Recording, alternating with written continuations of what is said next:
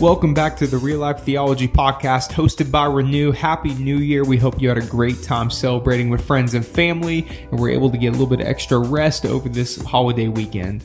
Rod Dreher is the author of Live Not by Lies, a New York Times bestseller. So it's really great that he was able to come and speak and share on this important topic in our culture today. Well, we really hope that you like this shorter episode. We think this excerpt is important stuff. Let's go ahead and check this out and make sure to join us again on Thursday. We're going to continue to have another episode then. Let's define our terms. What is totalitarianism? Well, in general, an authoritarian society is one in which political power is monopolized by a single party or politician. A totalitarian society is an authoritarian society in which every aspect of life is politicized. Mussolini, the Italian fascist leader, he was the one who invented the term totalitarianism. He said it means that there is nothing outside the state. In an authoritarian society, the ruling powers, they only want your obedience. But in a totalitarian society, the ruling powers want your soul. We are living through the beginning of something I call soft totalitarianism. As I mentioned earlier, it is soft in part not because it is enforced by brutal policing and harsh punishment of dissidents. It's not, at least not yet, but through gentler, less coercive methods. It is also soft in part because this ideology claims to be motivated by compassion for victims. This ideology is totalitarian because it tolerates no dissent, because it manipulates language to redefine reality, and because it is constantly expanding into new areas of life.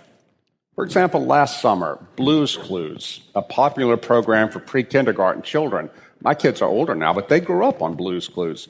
Well, it's gotten very woke. And last summer, they had an animated segment in which a cartoon drag queen sang a marching song about rainbow families going to the Pride Parade. In this segment, which you can see online, they had, talking about the trans family, they had a cartoon beaver who had scars on her chest from where her breasts were removed. This is for pre-kindergarten children. This is insane. But this is where we're going. There's no aspect of life that the woke trans activists can't find a way to expand their ideology in. Now, a unique aspect of soft totalitarianism is that, to this point, it does not primarily come from the state. Rather, it has conquered nearly every major institution in American life. It started in universities, it spread to the news and entertainment media, and it's now in control of big business, of law, medicine, sports, NGOs, and even many churches. Wokeness has parasitically taken over liberalism from within. We still have the appearance of a liberal democratic society, but we grow less free and less democratic by the day. All of these things, especially the loneliness, are strongly present in our Western liberal democracies today. There was a study done a couple of years ago of the generations to find out which generation in American life is the loneliest. You would think that the older generation would be the one that's the loneliest. Not true. The youngest generation, Generation Z, 70% of them report being lonely. Now, this is the most connected generation in American history to the social network, but there is no substitution for face-to-face contact. These people, we should not be surprised that the younger people are the ones who are most given over to wokeness, the ones who, as a political scientist Eric Kaufman has found, the ones who have the least commitment to liberal ideals of free speech, freedom of religion, and other things that have been bedrock in American life until now. Totalitarian ideologies appeal to people who are lonely, who are afraid, and who are searching for meaning, purpose, and solidarity. They serve as a political pseudo-religion for people who no longer believe in God. In fact, Christians have to understand that when we're faced wokeness, we are facing not a hostile political ideology, but at its core, a hostile false religion. For example, did you know that in many school districts around the United States, there are policies in place that instruct teachers and school staff not to tell parents if their child presents as transgender at school? A federal judge in Maryland last month upheld such a policy. Did you know that in some states, like Ohio, which is not California and it's not New York. Parents do not have the right to look at the medical records of their children after the age of 12, after the kids become 12 or older, without the kids' consent. This is all to protect transgender kids. And did you know that in states like Oregon, the state can seize minor children after they become a certain age, I believe it's 15, and inject them with cross-sex hormones if the kid requested? This is all true. This is not fake news. Where are the mama bears and the papa bears? Why are we allowing this to happen to our kids? In the Soviet Union, the state asserted the right to put itself between parents and their children in order to raise good communist kids. Well, it's happening right here in America, but it's even worse. As evil as the Soviet Union was, they never tried to sexually mutilate children in the name of progress. A friend of mine is a senior administrator at one of these colleges, and he helped lead a group of his colleagues around to speak to influential pastors to rally support. He told me that they went to Orange County, which is home to a number of big conservative evangelical megachurches. They spoke to pastors in Orange County about the crisis. Well, what did they hear? Over and over they heard, "We support you, but we're not going to say anything." All of these pastors were terrified of being called bigots. Winston Churchill said, "We shape our buildings, and afterwards, our buildings shape us." As a ministry leader, you know your space matters, and you want it to be engaging and effective, but maybe you're not really sure how to make that happen. I'm Abby Barris, designer and ministry veteran, and I'd love to help you figure that out. You can find me at abbybarrisinteriors.com or at churchdesignhelp.com to learn more about how to begin shaping your spaces for intentional discipleship. My friend said that if it had not been for the brave black Pentecostal pastors of South Central Los Angeles and the Hispanic Catholic Archbishop there, they would not have been able to save their colleges. Middle-class white Christians, people like me, stayed silent. I hear every now and then I'll hear from a Christian who said, "I'm so fed up with my church, I'm just going to sit at home and read my Bible on Sunday morning." We can't be those people, because that's where the government, that's where the regime wants us, isolated, sitting at home. The world is going to hate us and does hate us now, not because we're evangelicals or Orthodox or whatever. They hate us because we're Christians. And we even find a lot of this hate within our own churches from people who want us to compromise with the world, to be winsome so we can win more believers. The world will only accept us if we sell out to its values. I'm here to tell you and to bring you the message from these brave dissidents that we cannot sell out. We will be held accountable by our Lord at our judgment for how we responded to this crisis. I hope the words I've said today and the words of the dissidents I offer you can inspire you where you are to get active and start building these local small groups and these networks of groups of solidarity for the difficult road ahead.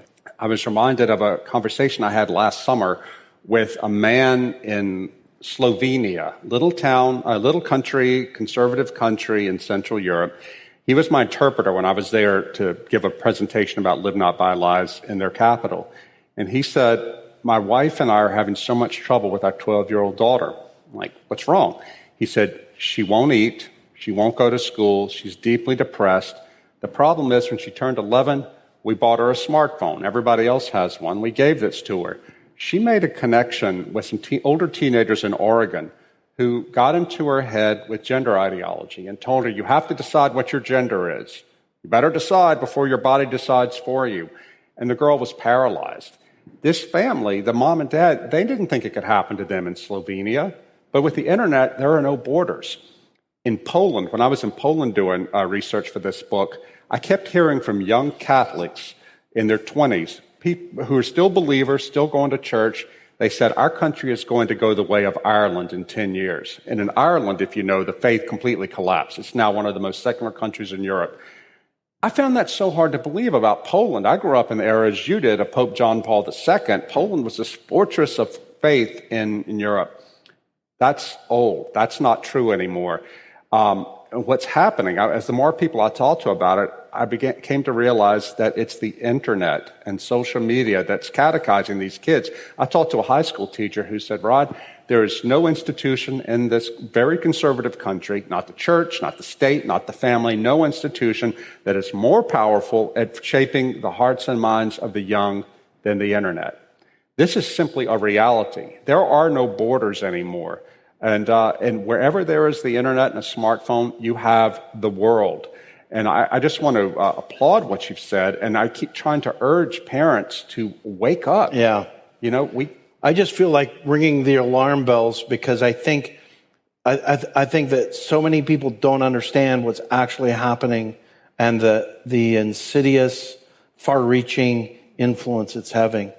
And as church leaders, I'm so glad you all are here online because we have an opportunity. One of the things that happens to me, Rod, over the years is through leadingdiscipleship.org is I kind of go through phases where I'm praying and asking God to lead me. Over the last few years, it was disciple-making movements, and I still think that's important, and I care about that. But God's got a hold of me on this family discipleship thing. You know that around 80% of all people who ever come to faith in Christ do so by the time they're 14 years of age. Think about that. It's a study over the last 100 years. So if we neglect our own families, right now our families are already in trouble. But if we're neglecting them further, it is the most catastrophic thing. The Bendas told their kids, they had 5 kids, told them what was evil about the world they were in. They didn't try to sugarcoat anything because they knew they had to build these kids to be faithful Christians and brave Christians. They involved their kids in their work against the government. But they also knew that it wasn't going to be enough to tell them what was bad. They also had to give them a deep vision for the good. So Camilla, the mother, read to her kids for 3 hours every day, even though she was a college professor, even though for 4 years of their childhood, their father was in prison for his dissident activities. I asked her in her apartment, she's quite old now, I said, what did you read to them, Camilla? She said, well, I read to them the myths, the classic literature of Western culture, and I read a lot of Tolkien. I said, Tolkien? Why Tolkien? She looked at me in the eye and said, because we knew that Mordor was real. And I realized the genius of what this woman had done. She knew that those little children couldn't understand communism and the Cold War, all these concepts that make sense to adults. But they could understand this crusade to fight Sauron and to fight the orcs. And they understood that the Fellowship of the Ring was a fictional version of what they saw in their own mother and father's house when the dissidents would come together to meet. And so what she did was, from a young age, fill these children's moral imaginations with the good, the true, and the beautiful, with virtue. And that gave these kids a strong basis to resist.